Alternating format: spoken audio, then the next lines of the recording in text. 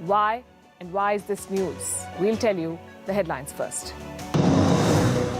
North Korea ups the ante against the United States, holds mass rallies in Pyongyang as it promises a quote-unquote war of revenge. North Korea is observing the 73rd anniversary of the outbreak of the Korean War. It began on the 25th of June 1950 when Pyongyang invaded Seoul. Russia loses its court battle in Australia over its new embassy. Australia's High Court dismisses Moscow's bid to hold on to land near its capital. Australia blocked Russia from building an embassy near its parliament over security concerns. Turkey won't budge on Sweden's NATO membership. President Erdogan demands Stockholm stop protests by Kurdistan Workers' Party or PKK. He's told the NATO chief that only after that will Ankara agree to Sweden's NATO bid. Turkey, the European Union and the US have designated the PKK a terrorist organization.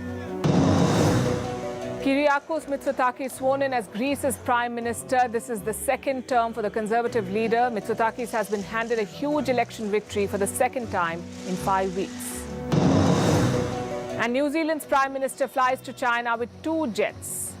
Chris Hipkins took 2 Air Force planes in case one broke down. Opposition parties slammed the move, call it an environmental embarrassment. Critics also say it exposes the poor state of New Zealand's defense forces. To begin with the biggest global headline, a revolt against Vladimir Putin, the biggest challenge to his rule. Vladimir Putin has been in power for 23 years. He's not faced anything like this before, an unprecedented coup that lasted 36 hours. It was led by this man, Yevgeny Prigozhin, chief of the Wagner group, also known as Putin's chef. This is a story that Hollywood would scramble to buy rights for. A strongman leader versus his own aide. A private army marching towards the capital, reinforcements made to stop their march, and deals being broken behind the scenes. At the end, the revolt may have ended, the rebel may have been banished, but it's left Russia in an extraordinary crisis. More on that later. First, let's tell you how the rebellion unfolded. What exactly happened in those 36 hours? It all began on Friday with this video. A 30-minute long video. At first glance, it looked like any other Wagner rant, because Prigozhin has criticized the Russian military before, multiple times. But this video was different. This time, the Wagner chief sounded very angry. He questioned the Kremlin's operations. He slammed the defense minister of Russia, and he said that the Ukraine war was based on lies. The war was not needed in order to return the Russian citizens to our bosom, and not in order to demilitarize and denazify Ukraine. It was needed for one star with additional embroidery so that one mentally sick man could look good on a coffin pillow. You heard that. Those accusations are damning. And of course, Moscow would not have any of that. So Russian agencies scrambled into action. They ordered for his immediate arrest. And this is where things start to boil over. Prigozhin said his fighters were approaching Rostov-on-Don. So Moscow sent troops there. Irrespective, Wagner forces took the city and they faced virtually no resistance. So by Saturday, they'd captured one Russian city. Riding high on their victory, they decided to aim for Moscow next, the capital of Russia. A huge column of Wagner vehicles set off for the capital. This is not a military coup. It is a march for justice. Our actions do not in any way interfere with troops. Obviously, the Kremlin was rattled. Moscow was their seat of power, and the Wagner mercenaries were coming for it. So Putin decided to address the nation. He called it a stab in the back for the country. Listen to this. We won't let it repeat a civil war. We will protect our people and our statehood from any threats, including treason from the inside. What we are facing now is treason. Unreasonable ambitions and personal interests lead to treachery, state treason and betrayal of own people, and the common cause which Wagner fighters and commanders fought for along and died for alongside with other units and brigades. But even this failed to stop Wagner. By Saturday afternoon, they were less than 400 kilometers away. So the Wagner army is marching on. They're just hours away from the capital. At a later point, they're some 250 kilometers away. That's when the unexpected happens. Prigozhin hits the mission abort button. Why? Apparently to avoid bloodshed. The Wagner chief says a compromise was brokered, not by Putin, but by Belarusian President Alexander Lukashenko. And what are the conditions of this deal? 1. Wagner forces will halt their march. 2. Prigozhin would leave for Belarus. 3. A criminal case against him would be dropped. And 4. Those who joined the rebellion would not be prosecuted. These were the terms of the deal. Prigozhin was last seen in an SUV on Saturday night. He was leaving the town that he'd captured, Rostov-on-Don. Some local people were seen cheering for him. Others shook his hand through the car window. Meanwhile, the Wagner mercenaries headed back to their base, and just like that, the rebellion was over. It ended as suddenly as it began. At least for now, it's ended. But this wasn't just any other revolt. It was the biggest challenge yet to Putin's rule. It was Russia's most serious security crisis since 1999. And remember, all this was happening while Russia is still at war in Ukraine. So Moscow had to divert resources from there to protect its own territory. Putin had to move forces to protect himself from a private army that he helped create. Which brings us to the most crucial question. Where does this leave the Russian president? Has his hold on power weakened? Has this shattered his image of invincibility? Putin appeared on TV on Saturday. He appeared again in a Kremlin video address today. But he's not been seen in public since. No one knows where he is really. Many say he escaped from the capital. They claim that Putin flew to a secret place, a palace in Valdai. The seriousness of what has happened in Russia cannot be overstated. Putin's inner circle is very crucial for him. It is the key to keeping him in power. And Prigozhin was part of this inner circle. He was a close confidant until he decided to revolt. It seems Putin underestimated him. He could have stopped this with a phone call, but the fact is he did not. It was Lukashenko who had to step in. So clearly, this is a challenge to Putin's leadership. His strongman image has taken a hit, and many expect him to retaliate, either militarily or individually against those who took part in this revolt. Does that mean Prigozhin is not safe anymore? Well, technically, he's a free man, but now he has a target on his back. And what about his band of fighters, the Wagner group? What happens to them? They've been fighting Putin's war in Ukraine. In fact, they play a very key role there in the war in Ukraine. This private army has long had Moscow's blessing. Not anymore. Wagner's future looks uncertain now. It's hard to say what will become of the fighters or the impact that this will have on the war in Ukraine. Russia insists there will be none. That this rebellion will have no impact on the war, but that's a hard sell. Moscow has been dealing with infighting between Wagner and its military for a while now. And now it's had to deal with a mutiny. This definitely helps Ukraine. And while Putin seems to have been caught off guard, it looks like the West may have known something. US intel, for instance, says that there were signs of a mutiny. A key trigger was a decree issued by Moscow on the 10th of June. It ordered all volunteer detachments to sign contracts with the government. This included the Wagner group. What it basically means is this. There was going to be a takeover of the Wagner mercenaries. There were signals that something was up in Russia. Then why did Moscow not act? It's one of the many unanswered questions here. The rebellion may have ended, like I said, but the cracks are showing. It could pose a challenge to Russia and to Putin's leadership. Which brings us back to Wagner and its chief. Who is this man? Why is he called Putin's chef? How did he become so powerful in Russia, and then why did he challenge Putin and his power? The Wagner group is fighting in Ukraine, but this is not the first time they're fighting Russia's war. They've done it before in many other countries. They operate as a private army, not bound by global conventions. They do Russia's dirty work and give the Kremlin plausible deniability in wars. Our next report tells you more about this operation. Meet Putin's chef, Yevgeny Prigozhin, a 62-year-old man heading the Kremlin-backed Wagner group. His latest crime? Leading a rebellion against President Putin. And that's just the latest. The Wagner chief has had quite a journey. A 9-year prison sentence as a teenager, selling hot dogs on the streets of Russia, setting up a business empire, and eventually leading a powerful private army, one that has become a critical asset for Moscow. All these credentials belong to Yevgeny Prigozhin. Recently, you may have seen angry videos of him from the battlefield in Ukraine. providing updates almost like on behalf of Russia, and sometimes abusing Moscow's defense establishment for the lack of ammunition for his troops. These are someone's fathers and someone's sons. Those who don't give us ammunition will eat their guts in hell. Our shortage of ammunition is at 70%. Shoigu, Gerasimov, where is the ammunition? Now he went a step ahead. Much to the dismay of Moscow, the weekend saw dramatic scenes in the Russian capital. Led by Prigozhin, troops from his Wagner group were marching to Moscow, to what many called a coup. But now you know the fate of this coup attempt. The entire episode has raised some serious questions, though. Who exactly is Yevgeny Prigozhin? How influential is he in the power circles? And what is the mercenary group that he leads? Let's start from the beginning. Prigozhin was born in St. Petersburg in 1961. Incidentally, President Vladimir Putin's home city.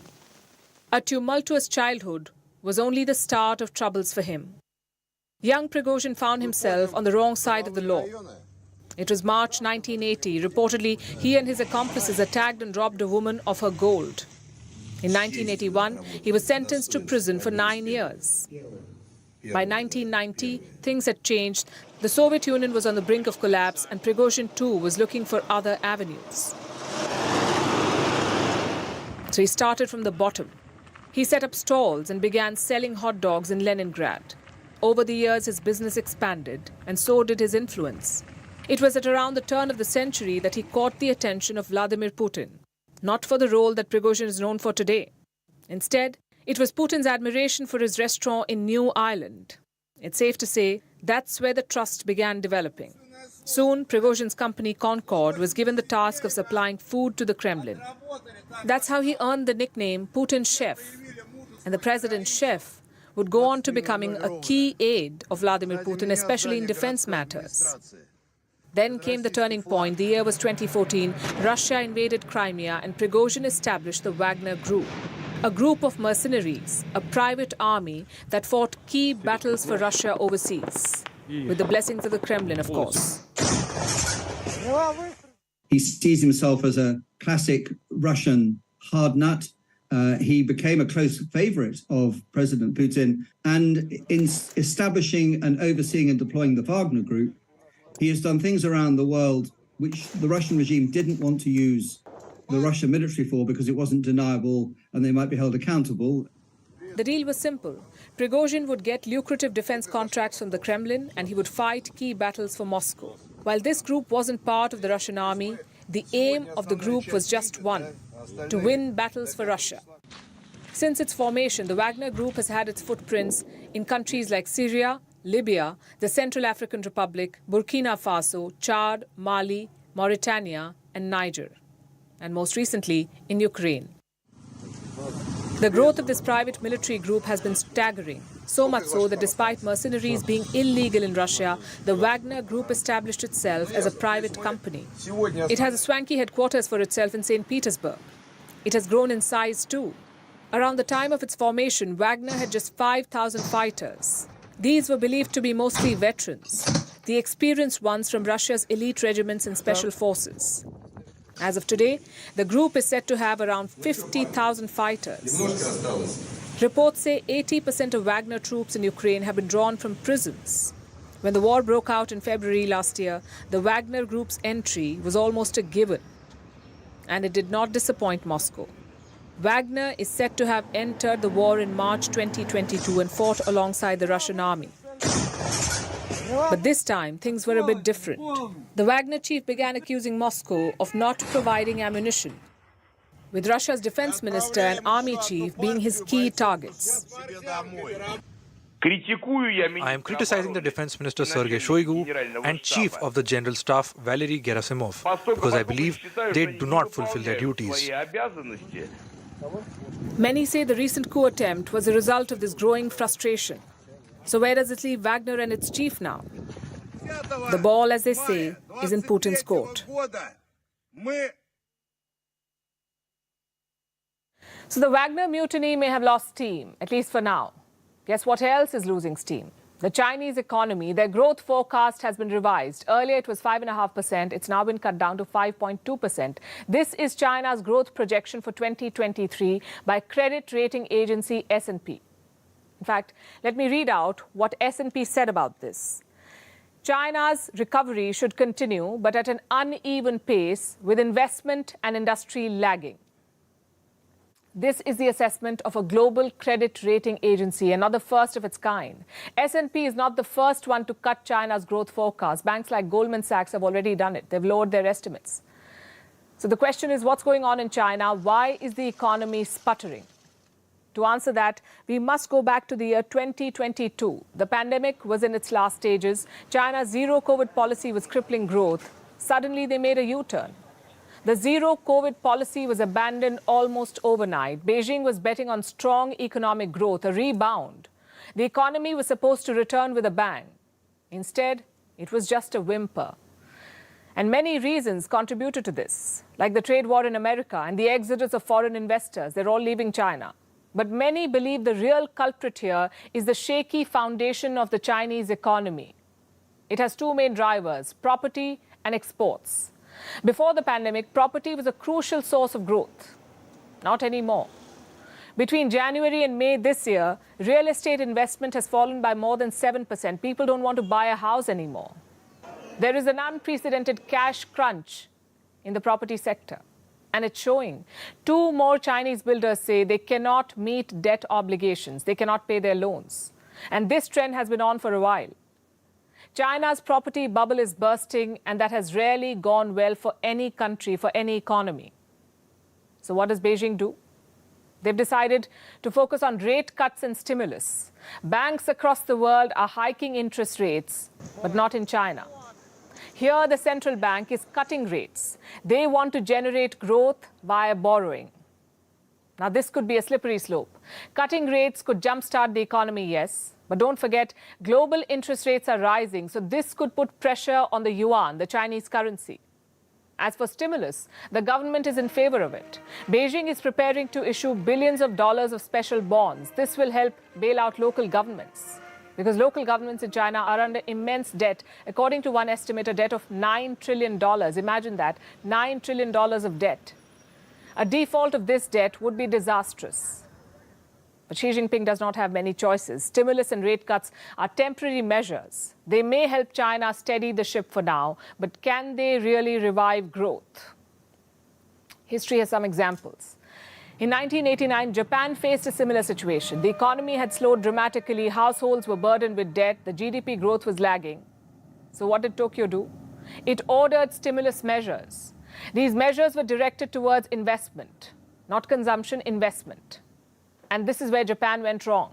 It led to years of stagnation. And by the looks of it, China could be staring at the same. So China clearly has a lot on its plate. You would imagine Xi Jinping would focus on fixing his economy. But like most leaders with inflated egos and misplaced priorities, he's busy with Pakistan, specifically at the LOC, or the line of control. This is the de facto border between India and Pakistan. And this is where China is busy. Doing what? Helping its all-weather ally Pakistan. China is helping build defense infrastructure along the LOC. It is installing communication towers, setting up unmanned aerial vehicles, laying down underground cables and building underground bunkers. Doing all the groundwork, basically. And that's not all. China is also giving Pakistan SH-15 truck-mounted howitzer guns. They're known as shoot and scoot weapons. These will be deployed along parts of the border. Now, I know what some of you must be wondering. What is China doing here? After all, this is the border between Pakistan and India. So why is Beijing ramping up defenses here? Well, if you know China, you already know that they have an excuse. They say this is for the safety of Chinese enclaves. These enclaves are located in POK, that is Pakistan-occupied Kashmir.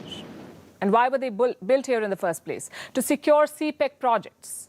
CPEC stands for the China-Pakistan Economic Corridor. It's a bilateral project between Pakistan and China, ostensibly to improve Pakistan's infrastructure and boost China's trade. But it's also a debt trap. And more importantly, it's a violation of India's territorial integrity. New Delhi has long opposed CPEC because these are Chinese projects on Indian territory occupied by Pakistan. But China, as always, has paid no heed to India's concerns. Today, India's Defence Minister Rajnath Singh was in Jammu. He once again called Pakistan-occupied Kashmir, or POK, a part of India. Listen to this. Pakistan does not have a locus standi there, as it has illegally occupied the area. The Indian Parliament has unanimously passed at least 3 resolutions which state that POK is a part of India.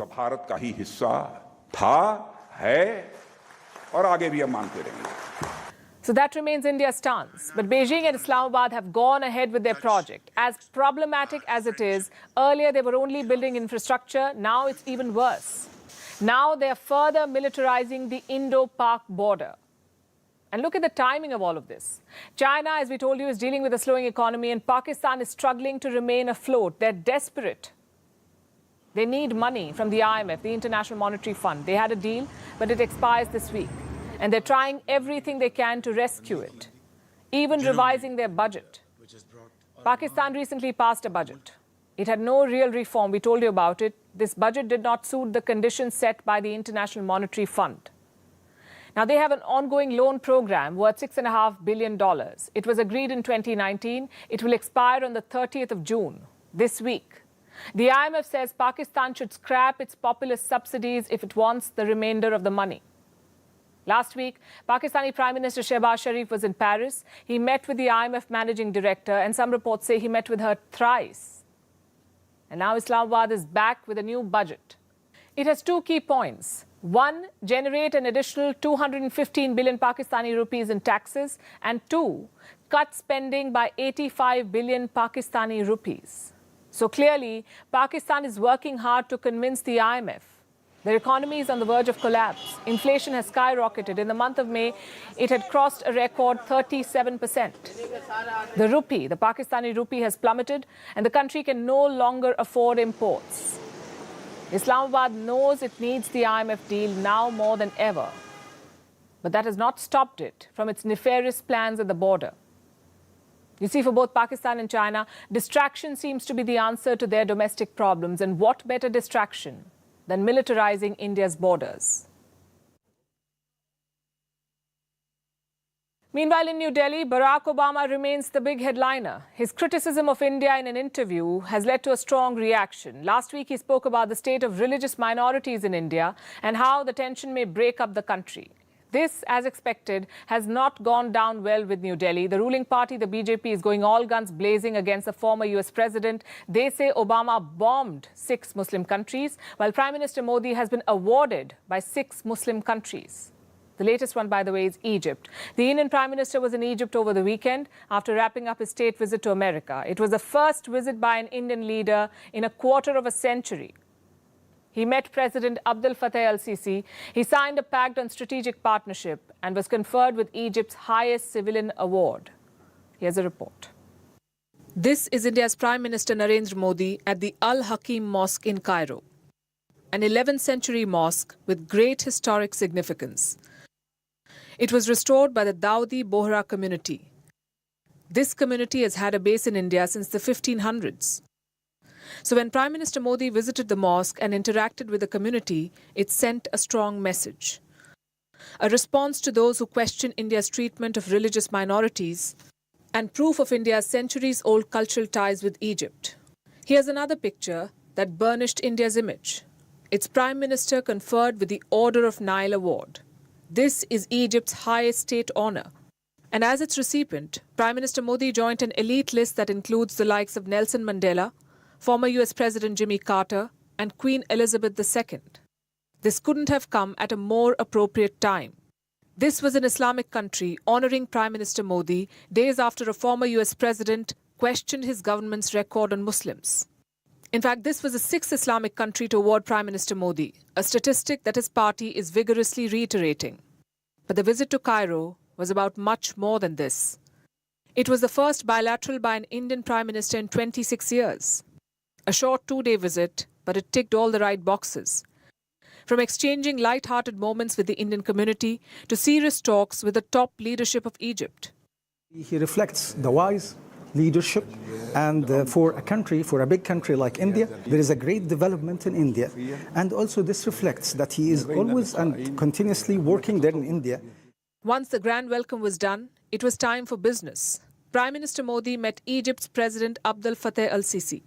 Al-Sisi was also India's guest at the Republic Day parade earlier this year. The two sides have elevated ties to a strategic partnership. They signed multiple pacts, including on agriculture, archaeology, and antiquities and competition law. But before we understand what New Delhi and Cairo are planning for the future, we must know what they already have. India and Egypt go back a long way.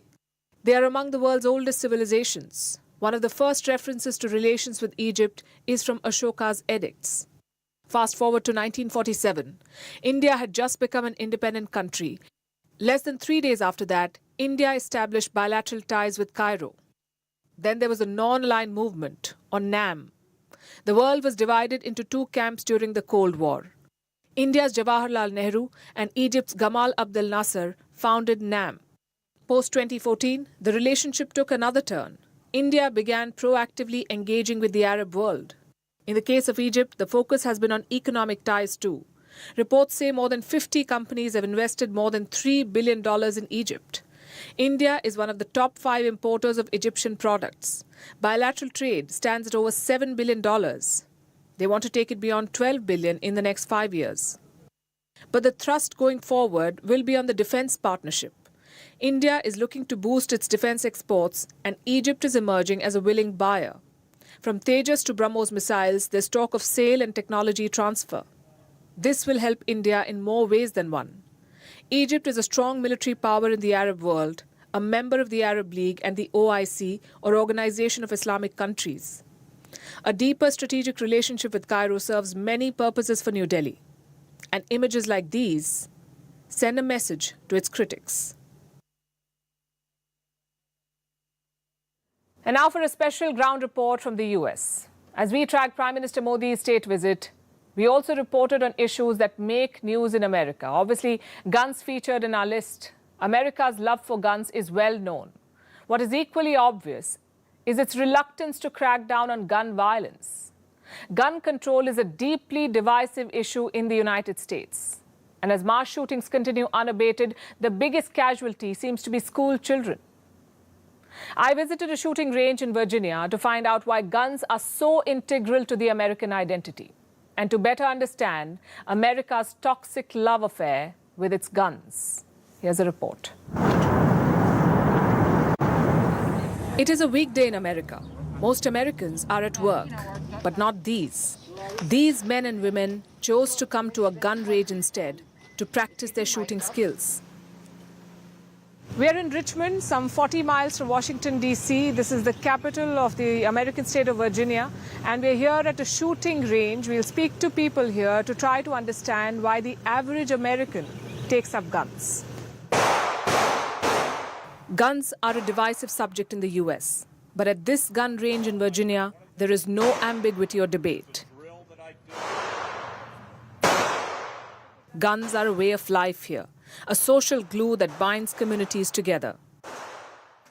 And this fact hits you at the entrance door itself. Look at this. This is an ad for a gun, Glock firearms. And nowhere else have I seen something like this, ads for firearms and weapons so openly and frequently displayed in civilian spaces. This is America for you. It's a country which has more guns than people, which has had more than one incident of mass shooting every day in this year. Guns are a very politically divisive issue and a very important issue in America. This is the only country, I think, which has such frequent incidents of school shootings, and yet this is a subject that continues to divide American people, and they have very strong opinions on whether or not they should have the right to bear arms. Despite all the gun violence and repeated instances of deadly mass shootings, there is no change in the attitude of gun owners. For most, owning a gun is a necessity, including our trainer of the day, David Phillips. So you guys are going to need to rent safety goggles once or to go onto the range. You and I are fine. It'll reflect. He's 67 years old, worked as a software developer for 3 decades, served in the Navy for a brief while, and is now a granddad and a gun trainer. Phillips takes us inside the gun range. We are greeted with sounds of gunfire and messages from pro-gun lobbies. Buy a gun for America. Guns save lives. For God and country. Stickers like these can be found everywhere. At the counter, there are guns of all shapes and sizes, of all descriptions. I've been using these since 45 years ago in the Navy, and they work really well. So you get them as small as you can, and then I always find it easier to pull back on your ear. Our trainer has picked a range. He asks us to cover our ears before entering the firing zone. For you, it's a double lock door. As the doors open, the sound of gunfire gets louder.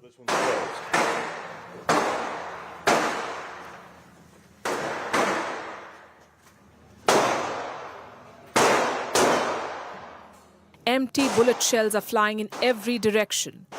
Our crew cautiously makes its way to range number 13. Phillips wastes no time. He swiftly loads his magazine and starts shooting.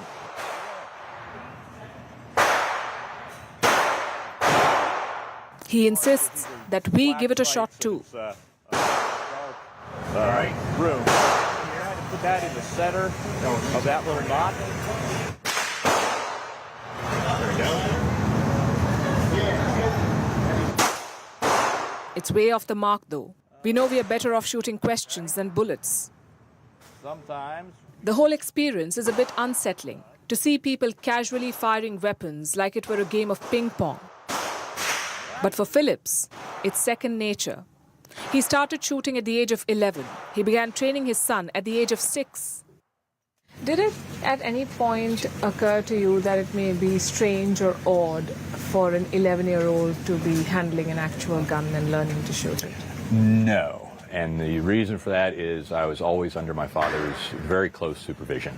And with a rifle especially, if I started to swing it, so with a handgun... I get the safety part, but I'm saying that as a concept... No.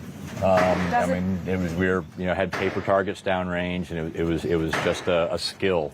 It's an Olympic sport. It is, but not for kids. Not for kids, but not many kids are in the Olympics either. Our conversation, in a nutshell, captures America's gun debate. Probably be surprised if they... A large section of people are convinced that guns should be a part of daily life. No wonder this country has more guns than people. Last year, there were almost 400 million guns in circulation. That's 120 guns for every 100 Americans, the highest rate in the world. The number of gun owners is still rising. The reason is the fractured nature of America's politics. More and more Americans now want firearms. Their demand rose during the pandemic, when close to 60 million guns were sold to Americans. Phillips meets many of these new gun owners. He leads training for the Liberal Gun Club. It's a group of left-leaning gun owners, and their tribe is growing. It's upstairs. It sounds like it's upstairs. With the surge in violence and mass shootings and the impasse over gun regulation, the left believes that being armed is now vital. Trainers like Phillips take the argument a step further. They link gun ownership to fundamental rights. Self-defense is a human right. The potential victim has the human right to respond with force in kind. There are about 400 million firearms in the United States. Do you think that should change? No. Yes, more. There should be more? Sure. Why? And the reason is there are about 600,000 negative outcomes, and that includes homicides, suicides, accidents. And when you take 600,000 and you divide it by 400 million, That's a very, very, very, very small percentage of negative outcomes. So far, that hasn't been the case. We are midway through 2023, and the tally for mass shootings has crossed the 300 mark. If the present trend continues, the US could set a new record. 2023 will be the worst year in recent memory for gun violence. The fact is, more guns are not helping America. They're feeding into the epidemic of violence.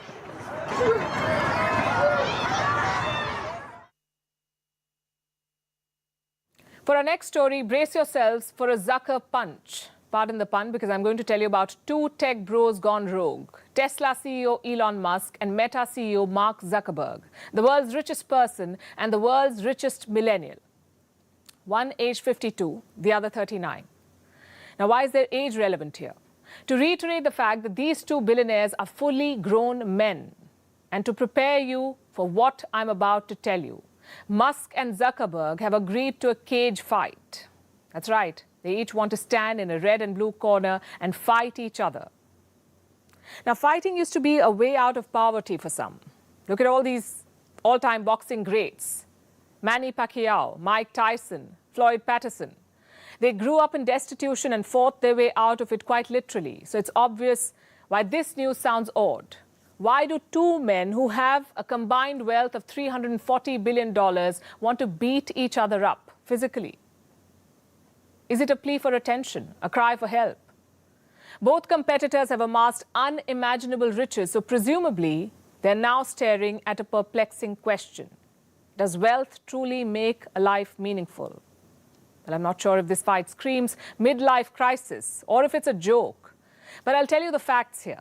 Reports say Meta is developing a social media platform, like a rival to Twitter.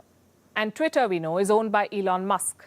So he responded to a post about this news, about Meta's plans. And he said he would be up for a cage match with Zuckerberg.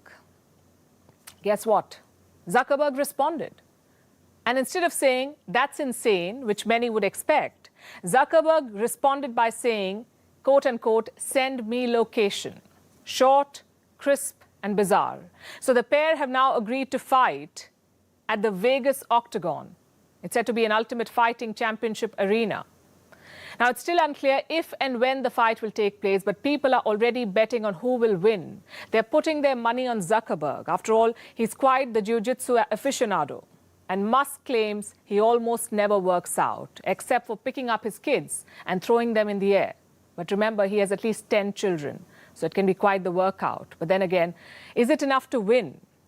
We aren't holding our breath, really. Either way, the thing is that this fight is less about beating 7 shades out of each other and more about their trifling differences, rooted in the ongoing battle between their companies. So what if we pitted Meta and Tesla against each other, like a theoretical brawl? Well, Tesla is more likely to emerge victorious in this one, and I'll tell you why. Tesla, the electric vehicle maker, is valued at about $800 billion. That's $100 billion ahead of Meta. The social network company is larger by revenue, yes, but Tesla is growing at a faster rate. And the numbers speak for themselves. Meta made its stock market debut in 2012. A dollar invested in the company then, in 2012, amounts to $7.45 now. And the same dollar invested in Tesla at the same time, 2012, is at $144 now. But even so, here's the clincher. Both Musk and Zuckerberg want to reshape the world, so their companies, Tesla and Meta, reflect this aspiration. The problem is, Meta wants to achieve it through virtual reality. But there are bigger firms in the ring there, like Apple. And even upstarts like TikTok pose a threat. Plus, there are regulators who keep curbing Meta from gaining complete dominance. Meanwhile, Tesla's ride is relatively smoother and faster. It is transforming our physical world, with vehicle charging networks and battery production operations to boot.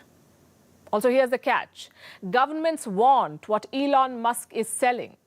So in the end, Tesla is more likely to dominate no matter who wins in that ring. But apparently, where's the fun without a black eye and a boosted ego?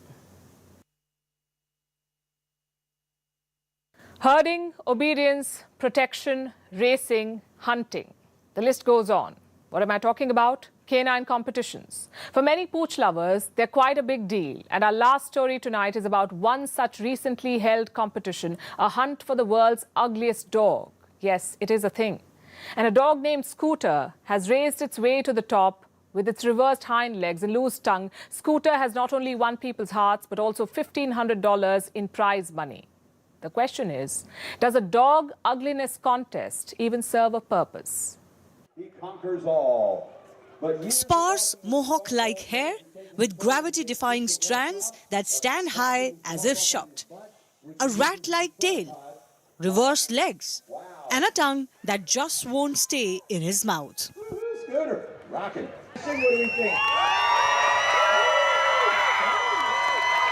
This is Scooter, a real diamond in the rough, pardon the pun. And now he has been crowned champion of the world's ugliest dog contest. It's a world-renowned competition held annually in California in the US for the past 50 years. Now this contest may seem odd, but that's the point. It celebrates imperfection and dogs who had been counted out for their appearance. So pooches come from far and wide to compete for the coveted title, where they not only receive love and admiration, but also $1,500 as prize money. And sure, winning is exciting, even if it is in an ugly battle. But this contest is so much more. It promotes dog adoptions and showcases extraordinary canines who've defied adversity. Most of the dogs in this contest are rescues. Take Scooter, for example. He's 7 years old and had a very tough life before he was adopted. When he was a pup, his breeder wanted him euthanized because he had a birth defect. His hind legs faced backwards. This meant he would never be able to walk. But that wasn't to be. Scooter was rescued. He found a good home, and with the help of therapy and a specialized cart, he's now able to move. According to judges, it was Scooter's determination that gave him an edge. But the fact is, most of these canine participants share a similar troubled history. So Prince came in from the desert and was involved in a fight for food, and he was the runt, so he got attacked here. So he's only got one eye, so he's missing this eye here. And one of his ears never really sticks up, and he's got this really long tongue. So those are kind of his distinctive ugly features. And he loves belly rubs, as you can tell. This is Harold Bartholomew.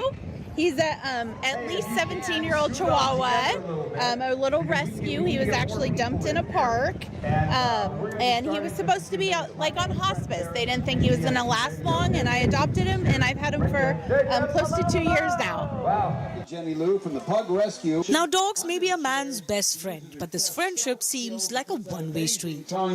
Across the world, pets are being abandoned. Germany has the most number of homeless dogs, followed by UK and the US. India has a staggering 60 million homeless dogs. A number of these canines are euthanized, and even if they aren't abandoned, dogs are subjected to cruelty. They are starved, burnt, and even raped. But despite this, canines remain a popular choice for pets. And to give you an idea, the global pet market is valued at $260 billion, worth more than the solar and wind energy sectors combined. But more than humans, this costs the pets. Most people go to breeders to buy a dog, whose supply comes from puppy mills, which are plagued by high mortality rates for the young, and mothers are kept perpetually pregnant. Then they are discarded. Pedigreed animals are plagued by health problems because they have genetics similar to offsprings of siblings. And this is where the world's ugliest dog contest comes in. It shows people how they can save a life and do their bit to walk away from backyard breeding. Because the dogs may look ugly on the outside, but it is through no fault of their own, and they can still be man's best friend. It's huge, just being able to put it out there that, you know, you don't have to get an adorable little puppy. These guys have so much love to give. So think about it. As they say, adopt, don't shop, and save a friend's life. And now it's time for Vantage Shots, images that tell the story. Israeli lawmakers have begun debating a proposed judicial overhaul, sparking mass protests in the country. In Myanmar, authorities have seized illegal drugs worth $180 million to mark World Drug Day. And monsoon has arrived in India. The states of Haryana and Himachal Pradesh have witnessed flash floods and landslides, though. And finally, what makes June the 26th significant? We're going back to history, to the year 1945, when the UN Charter was signed by representatives of the 50 countries that were participating in San Francisco. It is the founding document of the United Nations. We leave you with these images. Thanks for watching. We'll see you tomorrow. Of the earth, labored President Truman arrives to attend the last sale, and the world is now final signing of the charter. The signing is a historic. Fellow delegates, if we had had this charter a few years ago,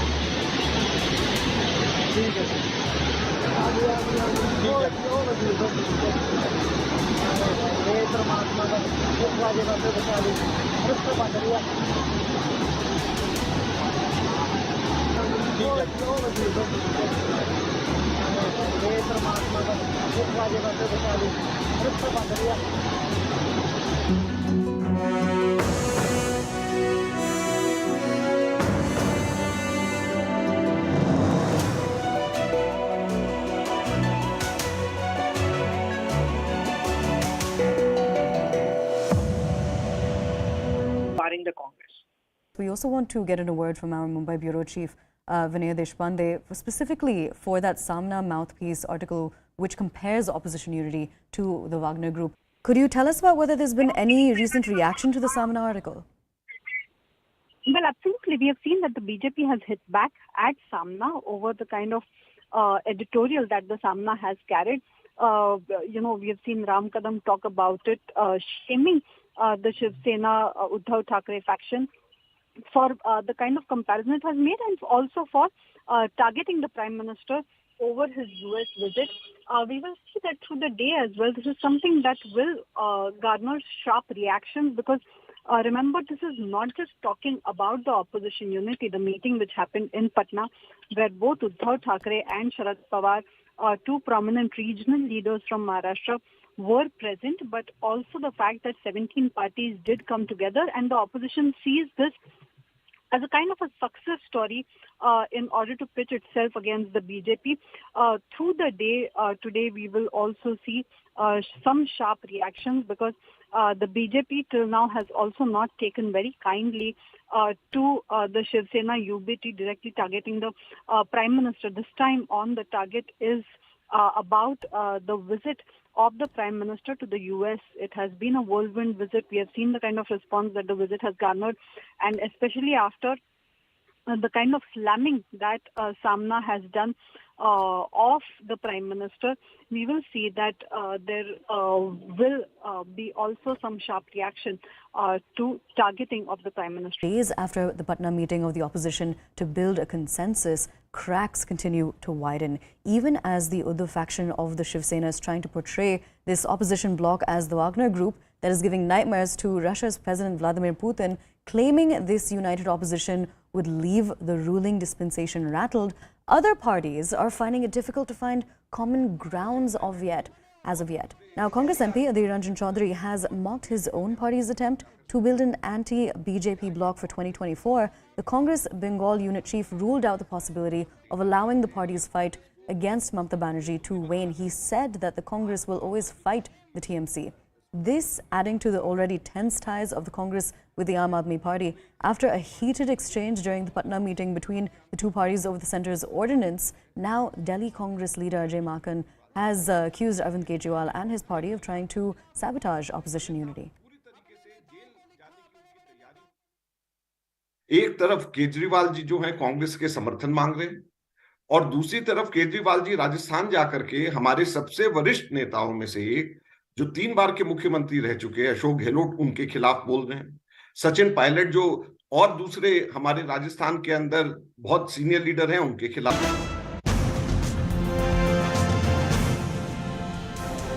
Hello and welcome to CNN News 18 with me Ayushman Singh Jamal. Breaking news coming in at the top of the bulletin.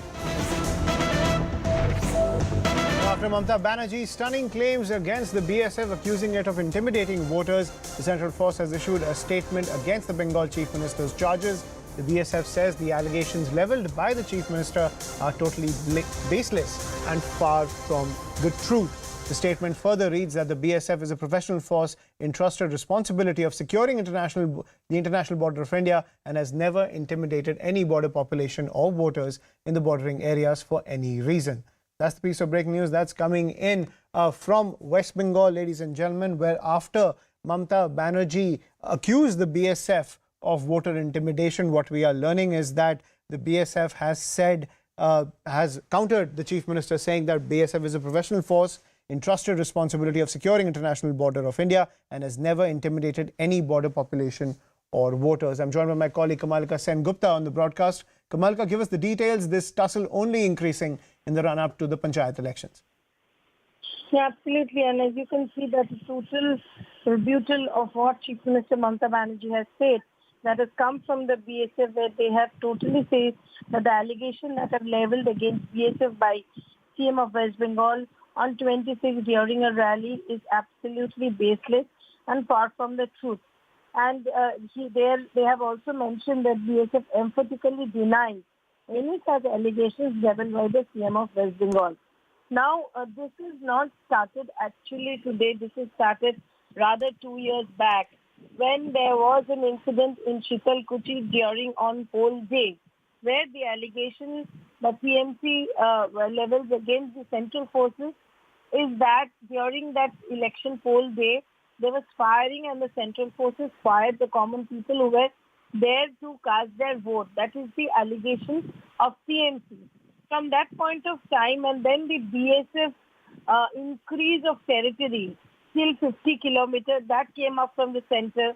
That was strongly criticized by TMC. And now that the fact that more than 800 central forces will come in the state for the election, that is not well accepted by the ruling party. And today, Chief Minister Mamata Banerjee, her first campaign, started her campaign by showing some bereaved families, those whose family members were shot.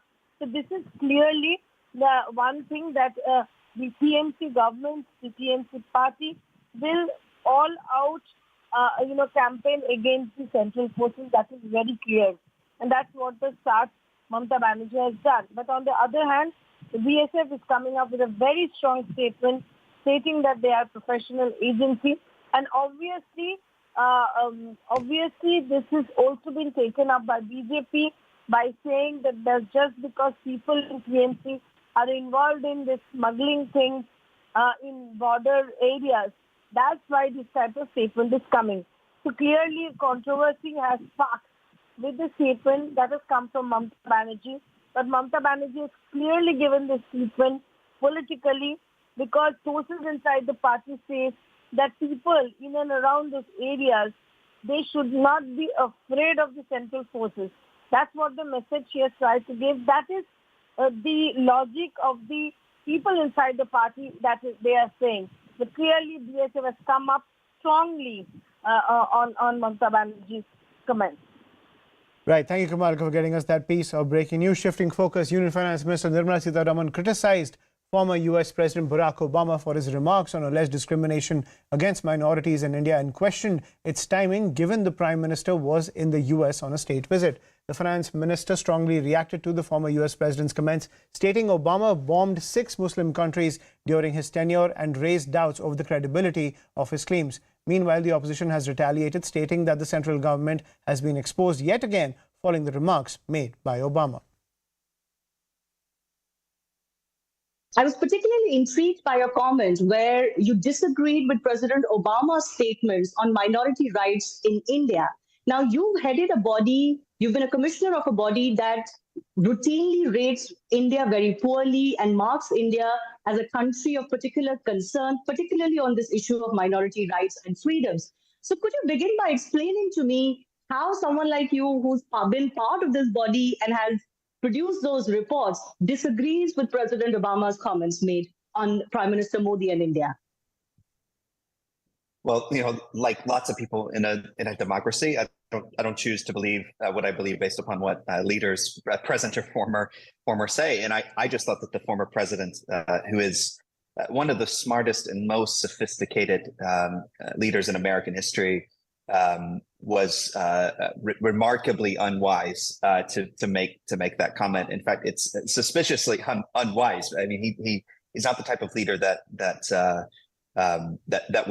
would just say something without really considering it. And so I thought that aside from the substance of his point of view, I thought the timing was just entirely inappropriate.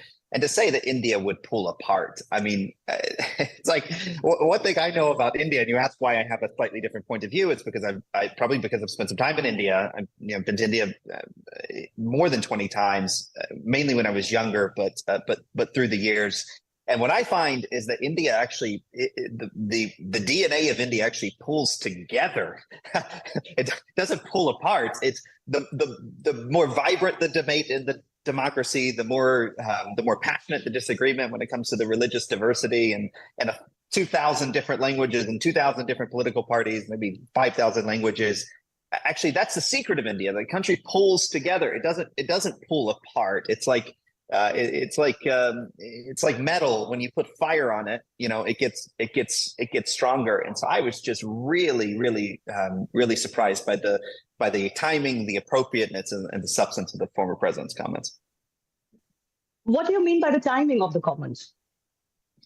Well, I mean, to make those remarks on the eve or during the visit of the prime minister, I mean, that is either intentional or it's a political mistake that should be well beyond a leader with his experience. I mean, there's only one message that is coming from this visit in the United States, and only one message that I think should be resonating with India, and that is that we're entering a new moment between Indian and American relations. The relations have always been good. We're the oldest democracy in the world, the largest democracy in the world. We're partners in all kinds of things.